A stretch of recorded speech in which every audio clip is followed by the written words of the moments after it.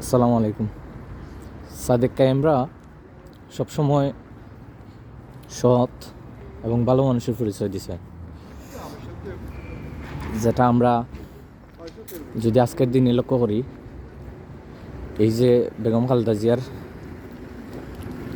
যে শারীরিক অবস্থার অবনতি হয়েছে, দেশ বিএনপির এবং অঙ্গ সহযোগী সংগঠন যারা আছে সবার নেতাকর্মী সকলদের মাঝে একটা সংকটময় পরিস্থিতি। এখন এই পরিস্থিতির মধ্যে সবাই দোয়া করার আল্লাহর কাছে যে খালেদা জিয়া সাবেক প্রধানমন্ত্রী, আল্লাহ তাআলা তাঁদের দ্রুত সুস্থতা দান কর্তা এবং দীর্ঘ নেখায় দান কর্তা।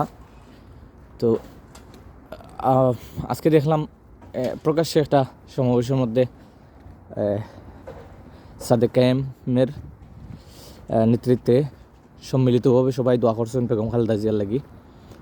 এটা আমরা লাগে একটা আশার বিষয়, কারণ ওইটাই স্বচ্ছ রাজনীতি। প্রতিপক্ষ হইলেই যে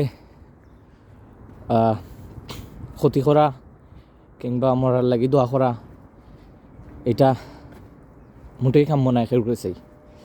কাজেই আমরা যদি রিমাইন্ড করি এই সময়টার মধ্যে কে বালা কে মন্দ, এটা জাস্টিফাই করার সময় এখন নাই।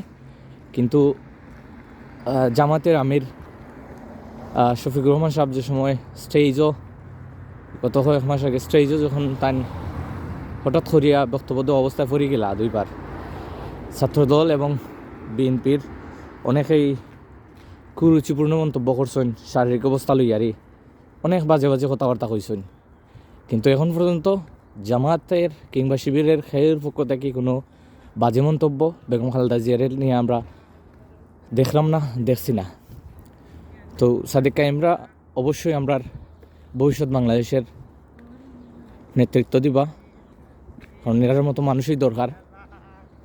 মন থেকে দোয়া করি, সাদেক কায়েমের লেগেও দোয়া করি, বিশেষ করে বেগম খালেদা জিয়ার লেগেও দোয়া করি। আল্লাহ দীর্ঘ নেখায়াত দান কর্তা এবং দ্রুত সুস্থতা দান কর্তা।